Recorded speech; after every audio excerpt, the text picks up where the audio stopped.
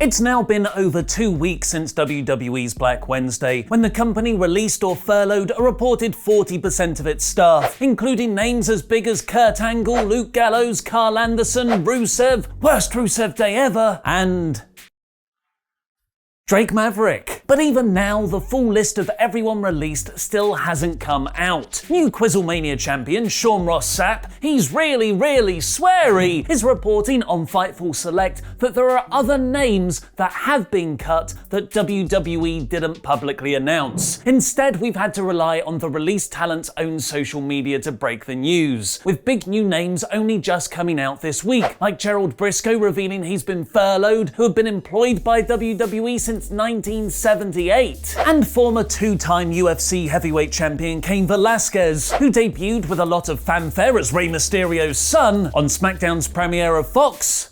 Sorry, Kofi, but only ever worked one match against Brock Lesnar, losing in minutes at Crown Jewel. Despite already dealing with an injury, WWE signed Velasquez to a huge money 3-year deal that Sapp writes was due to expire in late 2022. Sapp adds that people who had worked with Velasquez at the WWE Performance Center noted how nice and respectful a person he was, so the release caught some of them by surprise. Others, however, saw it coming, as he reportedly hadn't been seen training in Orlando in a while, and there were no immediate plans to use him on WWE TV. What other names do you think are still yet to come out from WWE's mass firings 2 weeks ago? Let me know in the comments, because I'll be replying to people from out of quarantine, explaining that Vince McMahon can't and won't release himself. Exactly a year ago today, although in life endured time, that's actually now a decade ago, we were all excited for someone to be leaving WWE. Dean Ambrose let his contract expire on the 30th of April 2019, and at midnight, like a reverse Cinderella, he became Jon Moxley when he posted an awesome promotional video to his Twitter. Moxley is now, of course, AEW World Champion, but his real-life wife Renee Young still works for WWE, and he's spoken to the New York Post about what it was like to start hearing the news his former contractor was letting so many people go. That was a heartbreaking kind of thing to see. We just got up and she, Renee, was getting all that news before it broke from like kind of a source. One of her friends in WWE was being like, oh my god, they are letting all these people go. You just start seeing all these names pop up. While we were taking a little walk on this kind of nature trail we have around our house, it was just one name after another. I was just like, really? Oh god. Mox's interior monologue is Jim Ross confirmed. Moxley was also asked about the Firefly Funhouse match at WrestleMania 36, where the puppet Vince McMahon said the "it's such good S-word" line made infamous by John on his post-WWE Talk is Jericho shoot interview. I kind of popped for it, honestly. I thought it was pretty funny, but it's like, I think I might have popularized that or made it into a pop culture thing, but everybody knows that's what he says. He's been saying that for decades. People who were probably doing Vince McMahon impressions have been saying "that's good S-word" before I even got into wrestling. But Mox might have one of those recently released WWE stars joining him in AEW soon. Thanks for your support on Patreon, Mr. Rockwell. Zack Ryder, now going by his real-life name Matt Cardona, was also released 2 weeks ago, and he's already teasing a dramatically different new look for his post-WWE career, tweeting a picture of a hair clipper with presumably his own hair scattered across the floor. Take care! Don't spike your hair, I guess. Cardona also posted about some wrestling gear he had always wanted to wrestle in to honor his trainer Mikey Whipwreck, but never got the chance to. But the biggest tease so far is him bringing back the Internet Championship from when Ryder first got over big time in 2012 with his YouTube show The True Long Island Story. Cardona has teased an updated version of the belt, tweeting, "The reigning, defending, hashtag always ready, hashtag not there, always spelled with a Z, so you know it's cool." Ryder filed for trademarks on both the Internet Championship and the catchphrase "always ready" last week, using the same lawyer as The Revival and many other AEW wrestlers. We'll have to wait another 74 days until Zack's non-compete clause expires to see what he'll do next. But for now, here's this week's episode of AEW Dynamite in about 5 minutes. The show opened on the incredibly well-built TNT title semi-final clash between Darby Allin and Cody Rhodes, a subtle face versus face feud that started right at the beginning of the tournament. Allin has since increasingly leaned into the heel side of his anti-hero character, presumably to make a more conflicting dynamic in this match here, which started right away when Rhodes threw Darby into his own wife. Classic babyface move. The character work was great from both men, leading to some really dramatic back and forth action, where either guy would kind of cheat, but not really. Like when surprise lumberjill Britt Baker hit Cody over the head with her shoe. What a heel! And when Brandy hobbled back out to give Cody a sip of water, which appears to have actually been Michael Jordan's secret stuff. Only 90s kids will get that reference, leading to Cody reversing Darby's coffin drop for a very weak pin to win. MJF then made his latest very important announcement. He's healed from his potentially career-ending hangnail injury, but sadly he's since suffered a serious neck injury. He nicked it while shaving. That's at least 6 to 9 months out of recovery time. He was announced to be returning for Dynamite, resuming their live shows from next Wednesday. War.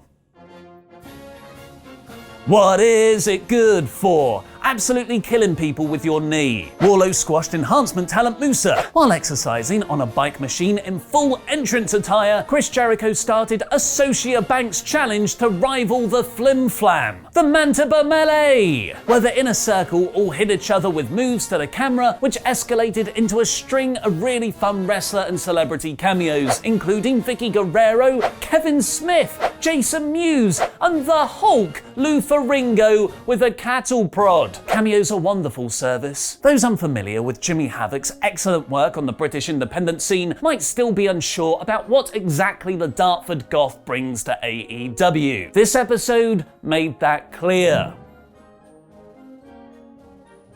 It's chairs, loads of chairs. Suplexes onto chairs, flips onto chairs, knees into chairs, stomps onto chairs, best friend hugs onto chairs, and not just flat chairs, oh no, chairs in all number of horrible angles. Even Pythagoras would say no to those angles. The best friends beat Havoc and Kip Sabian in a really fun hardcore match, with bonus Penelope Ford and Orange Cassidy involvement. Interestingly, their segments together have been the highest rated parts of Dynamite for the last few weeks. After never fully connecting with her dentist babyface character, Britt Baker has totally connected with the fakeness in that gimmick. She's going to present herself as the role model AEW initially wanted for her, but just now as a delusional heel. In this excellent Parks and Rec style dentist practice tour come inspirational speech sketch, Sean Spears showed his vicious streak, making enhancement talent Baron Black tap with a sharpshooter. Marco Stunt presumably left a vicious streak in the inside of his tights while being squashed by Mr. Brody Lee, and Jon Moxley announced he'll be returning to Dynamite for next week and signed off in what I hope will be his version of Hulk Hogan's Take Your Vitamins. Call your grandmother, brother! The main event was one of the best of Dynamite's illustrious run so far, the TNT title semi-final match between Lance Archer, who, character fitting, was already murdering stagehands on his way out of the entrance hole, and Dustin Rhodes, who, also character fitting, was already bleeding in the first few minutes. Even though they went 15 minutes, Lance always looked supremely in control. He was just teasing out Dustin's demise, but Dustin's so good at the emotion of ring psychology, you always held hope for his comeback. After kicking out at one from Dustin's Crossroads, a terrifying bit of foreshadowing for his inevitable Cody clash, Lance did an old school into a moonsault and then rammed Dustin's head into the exposed turnbuckle repeatedly, and then the canvas as Cody watched on in horror with a towel thrown out of his hand. This is the closest wrestling gets to a dark DC comic book supervillain, and it's perfection. That was this week's AEW Dynamite in about 4 minutes. Let me know what you thought of the show in the comments down below, because I'll be replying to people from out of quarantine, and click the eye above my head to give your rating. This was another terrific, very enjoyable episode. Not just funny with its Baker and Bubbly Bunch skits, fun with the hardcore match, but also genuinely exciting and dramatic with the 2 semi-final matches. This week's Dynamite is 4 out of 5. Earlier this year, remember January, longtime WrestleTalk fan Vinny Shui launched WrestleTalk Clips, where he'd upload the best moments from the WrestleTalk podcast and edit together fun montages from the WrestleTalk expanded universe. In just a few months, WrestleTalk Clips has gathered over 10,000 subscribers and almost 750,000 views. We're very proud to have people like Vinny in the SWAF Nation, so to help him build the channel even more, we're going to start uploading exclusive videos there with me, Luke, Laurie, Pete and Adam Blompier talking about the world of wrestling. These are taken from our TV show on the Fight Network here in the UK, which isn't available overseas. So head over to WrestleTalk Clips by clicking the eye on screen now to watch Luke and Adam debate the best WrestleMania moments. And if you want to watch the full Fight Network show overseas, then sign up to Turnbuckle TV using the link in the video description below, which also has our weekly WrestleTalk Showcase wrestling program and loads of great independent wrestling to watch. What's the best WrestleMania moment ever? Find out with Luke and Adam by clicking on the video on the right. And WWE are being sued over their relationship with Saudi Arabia. Find out what's going on by clicking the video below that. And make WrestleTalk.com your homepage for all the latest wrestling news. I've been Ollie Davis, and that was wrestling.